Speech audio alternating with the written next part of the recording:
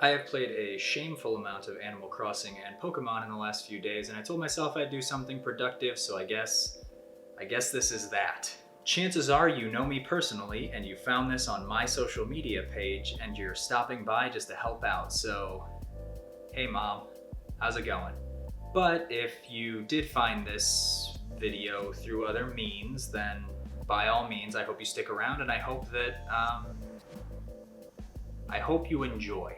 So I want to start off by telling a little bit about myself. I was not a reader for a majority of my life. In fact, I just finished updating my Goodreads back as far as I could remember, so like maybe 8 years old, back when I was reading Magic Treehouse books, and I don't know which of those I read. So I pretty much started around, is that middle school? I don't know. I have no memory before like last week. So I updated pretty much all of the books I've ever read, and honestly, it is bad. I've basically found that about half of the books I've read since I was however old since I could remember, about half of them I read last year in 2019. And the reason that that kind of renaissance happened in my life was because of one book series. And let me get into how I ended up reading this book series. You already know what that is because it's going to be in the title. So I don't know why I'm being mysterious. It's Wheel of Time. It's Wheel of Time that got me into reading again. So in 2019, in January or so, it was announced that Amazon was moving forward with a series based off the books by Robert Jordan, Wheel of Time. I had never heard of these books, and that's why I think that this video might actually be worth watching. I had no preconceived notions of Wheel of Time. I didn't even know what it was. I didn't know the reputation it had, which if you've read the books, or even if you haven't, if you're aware of them, you probably know something about the books, that the series is 14 and a half books long, and several of those are part of what most consider to be the slog. But I knew none of this going into it. And I don't even know why I read the first book. Like, I wasn't a reader at the time. I just saw that this series was getting made, and I think it was like the hipster in me that was like, I want to read it before it gets turned into a series so I can spoil it for people. So that's what I did. I read Eye of the World in less than a week. I read it in 6 days, and that was the first book I had read in about 8 months. And the last books I had read before that were the series of Unfortunate Events, which are probably a much lower lexicon level. By probably, I mean they're written for children.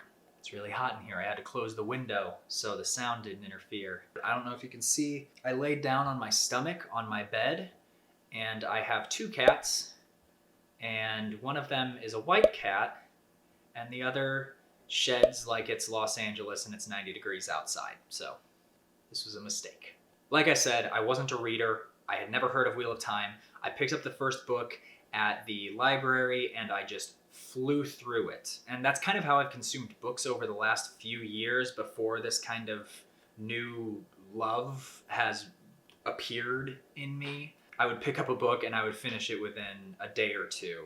And at the time I was reading like young adult fiction, it took me a day to get through those books. And then I just wouldn't read again for months. I don't know why that is. There might have been someone smarter than me could probably explain it. And if it wasn't obvious already, I loved Eye of the World, and at this point, I've read about 50 books between 2020 and 2019, and Eye of the World still might be my favorite and the most I enjoyed reading in my life. And that was really important to me. So I thought I would give kind of a perspective about Wheel of Time experienced from someone who has no idea what Wheel of Time is. At this point, I obviously do. I've seen memes. I've made previous sketches that you've not probably seen. Go check them out. Go check out my earlier sketches. Why not? You have nothing else to do, and they're like 30 seconds long. If you like Wheel of Time, subscribe for nerd shit. I don't know. The only things I knew about Eye of the World as I was reading it, I worked at a movie theater at the time, and between sets, we were allowed to do homework or read or something like that. I'm not going to say which movie theater because I'm 90% sure that those things should not have been allowed, but my managers were chill and it was a cool place to work. But I had Eye of the World and even Into the Great Hunt. I would have people comment on them because I would have them next to me behind the counter because it was chill. I had several people ask me who's reading Wheel of Time. oh, that's me. And he said, oh, the slog. I didn't know what the slog was at the time, so I just smiled and nodded, yep. And I was like, have you read it? And he said, no. So he obviously knew of the reputation of Wheel of Time. He told me that he was a Brandon Sanderson fan who, if you don't know, came in to finish the series after Robert Jordan passed away in 2007. You probably know, I don't know, who's going to watch this video? If you've read Wheel of Time, you know that. And I want to be clear, I have not finished the series. I did start in February 2019, and I have powered through it, but like 4 books at a time. And I've read a lot of books in between, and Wheel of Time has just been something that I revisit on occasion and continue through. I just finished New Spring, so I'm 1 book away from finishing Robert Jordan's solo authorship of the series. So like I said, I Have the World, open and closed in 6 days, had no reason to read it, no preconceived notions. It was beautiful. The Great Hunt, I kind of understood what this series was. I knew that there were 15 books in it. I knew that Robert Jordan had passed away before he could finish the last 3. I know that it was likely that he would have extended the series further, but Brandon Sanderson was brought in to kind of wrap things up after Jordan had died.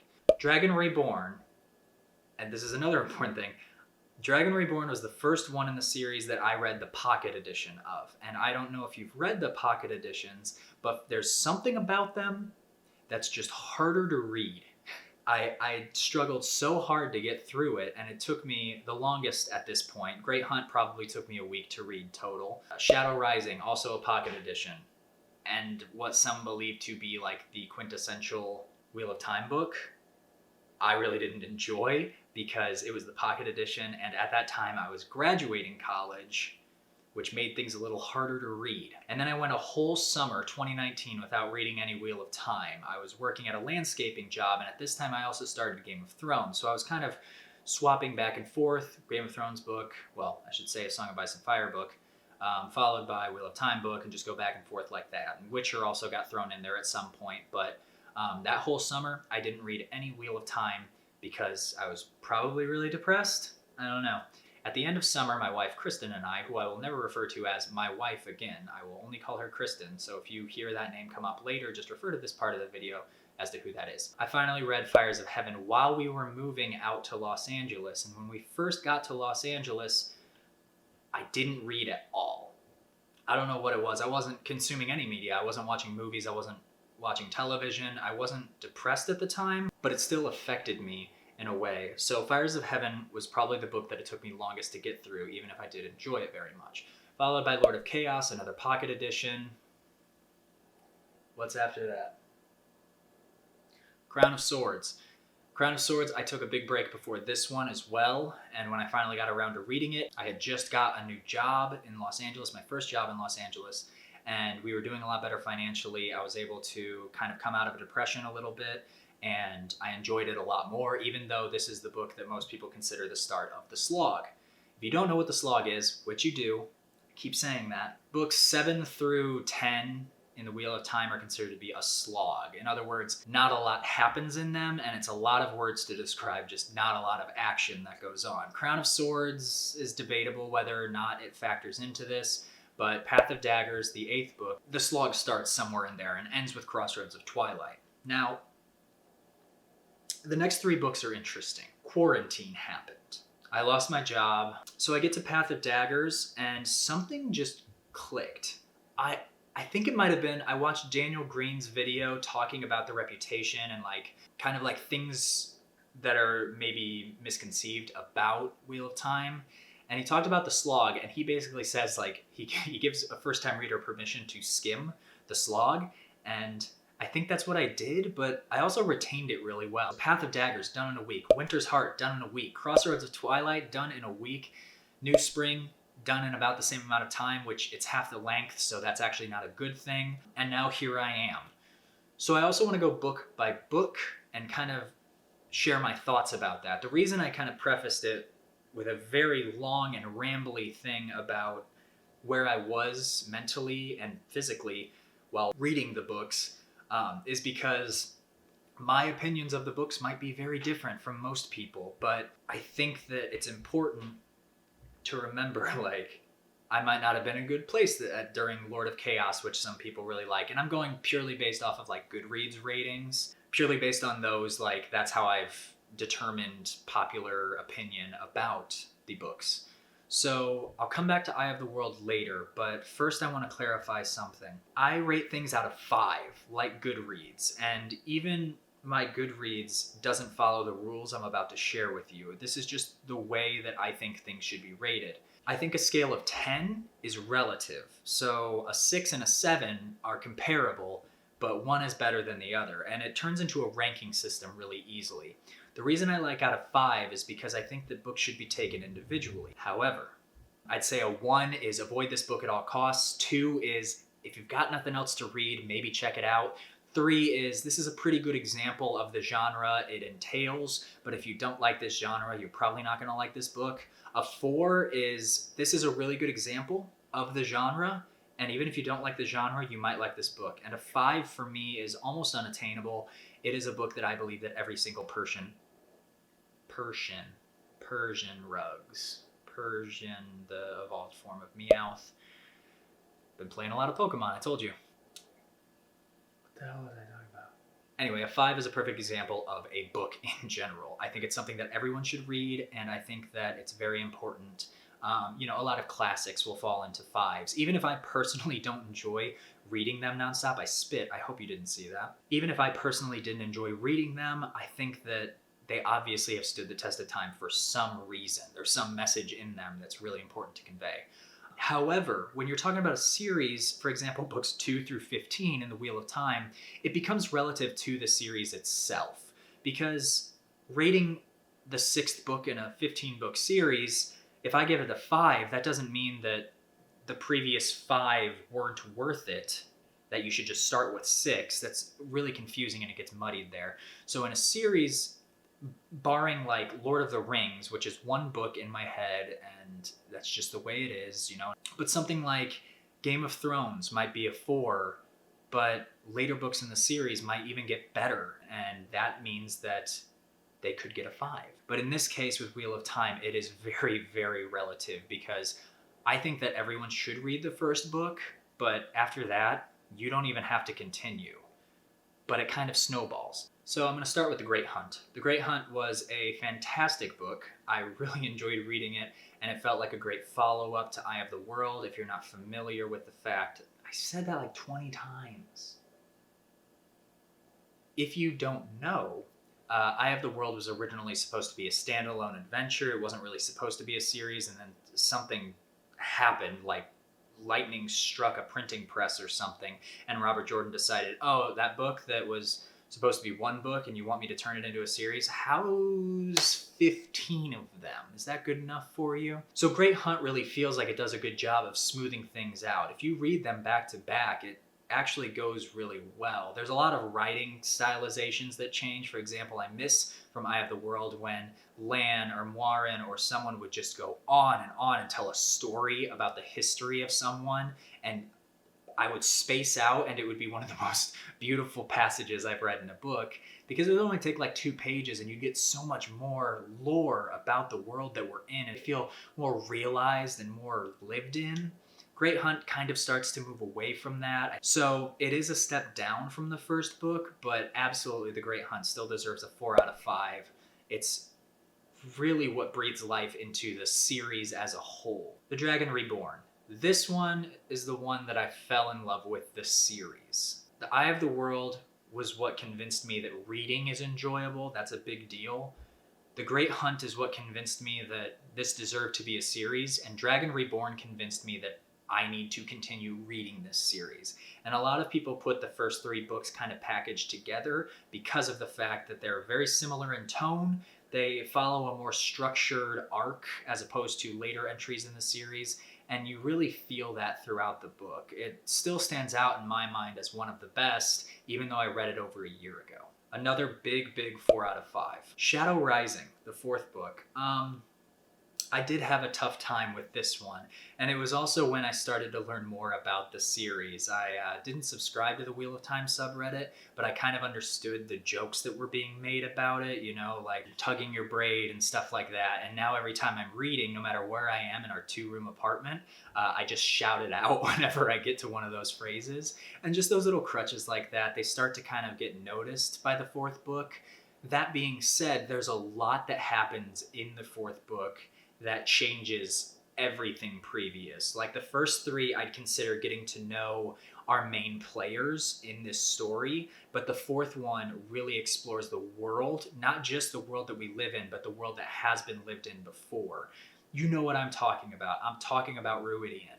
Ruidian was just one of the absolute craziest sequences in a book. It was like 10 chapters long and I couldn't stop.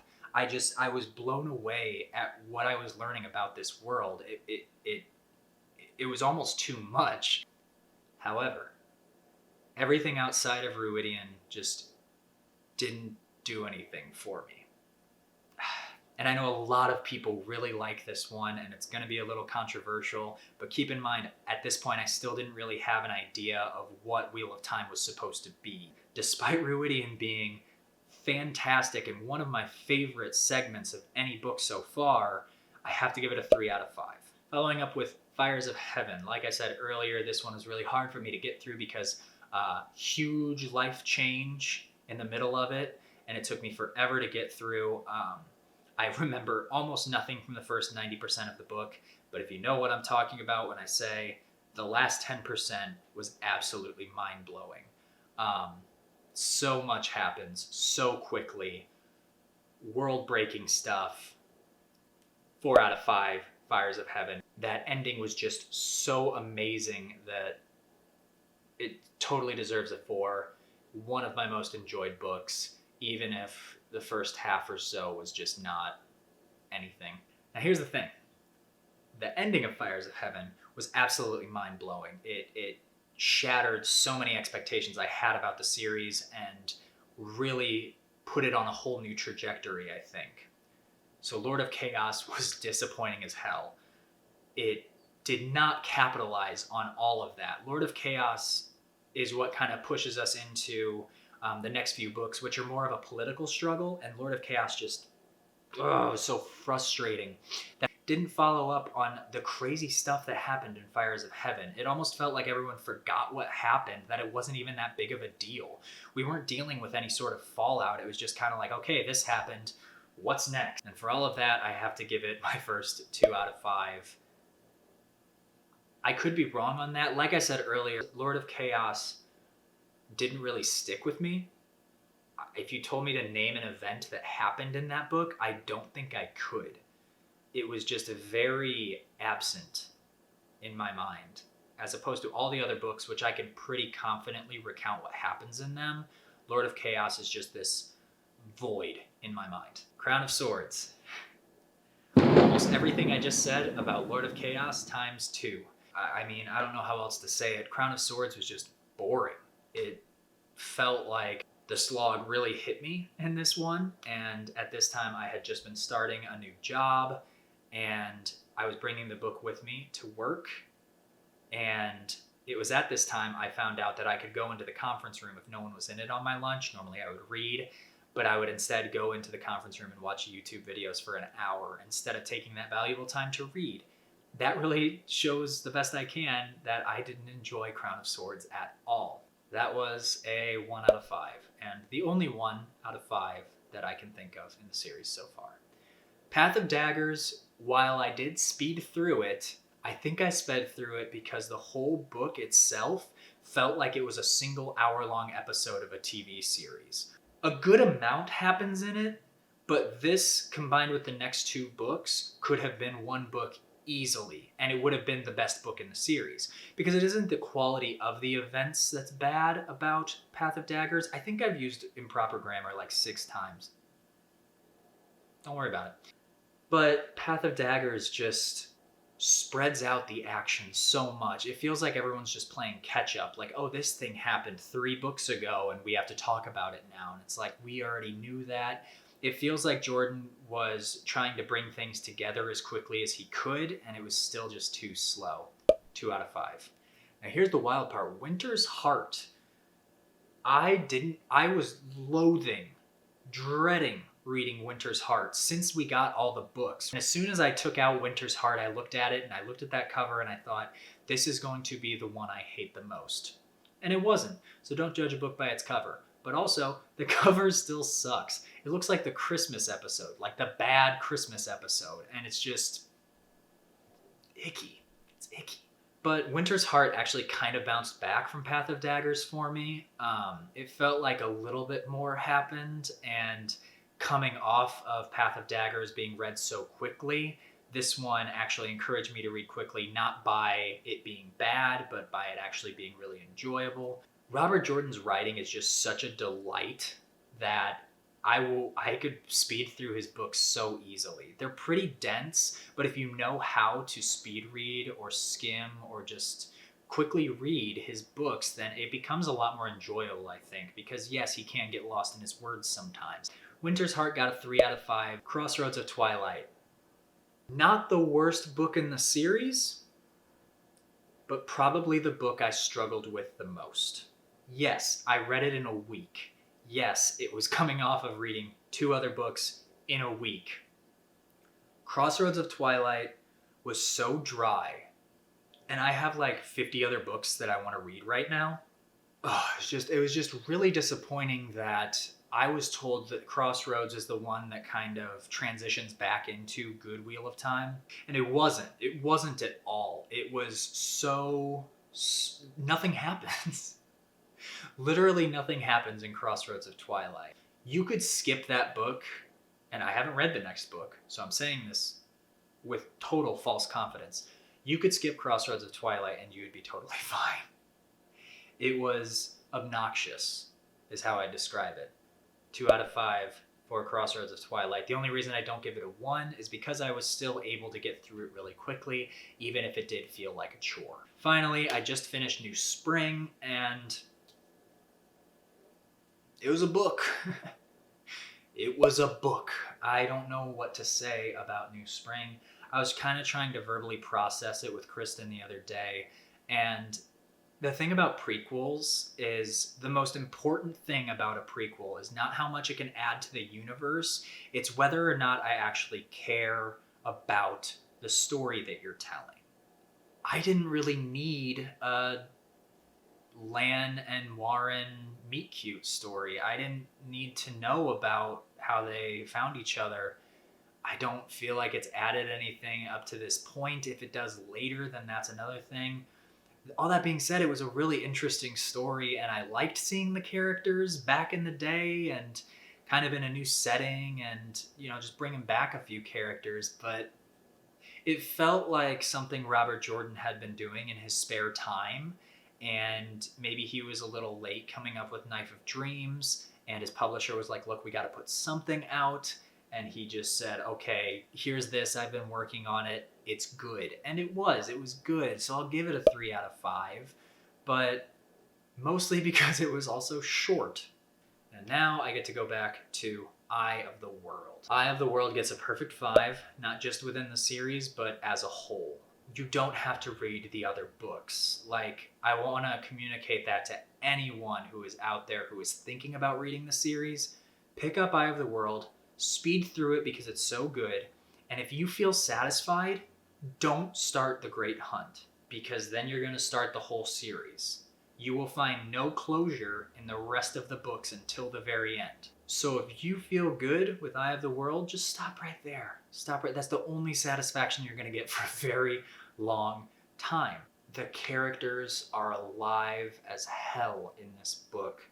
Every single person has their distinct voice, and it's important, I think, to use archetypes to your advantage, and they work so well, and the characters' interactions are beautiful. The lore of the world that's explored in this short book is just fantastic. The story itself, getting from point A to point B, is constantly entertaining, and there's not a slow moment in the whole book. I love every single character that's introduced in this one. I can't say that about all the other characters in the series because there's just too damn many of them. But overall, Eye of the World is up there with Tolkien for me. I don't think that's a controversial take at all. If you haven't read Eye of the World, I highly recommend it. There are plenty of copies floating around out there. Go to Better World Books, go to book.com, go to bookstores. Just go to bookstores, just find something. Wear a mask when you do. just go get Eye of the World. It's amazing. As soon as libraries open up, cop it because it is so good and worth your time. So I'm going to read Knife of Dreams soon, and that will close out the solely written by Robert Jordan Wheel of Time books. And I kind of want to do a tribute to Robert Jordan after that, and then finally finish up the series. It'll probably be a few more months because I'm in a million other books right now. I'm actually reading Name of the Wind for the first time, and I enjoy it, and that's a really bad thing. I'm actually going to go back and read it right now. I'm about 200 pages in, and it's really good, and that's upsetting because now I want the third book already, and it's never going to happen, is it?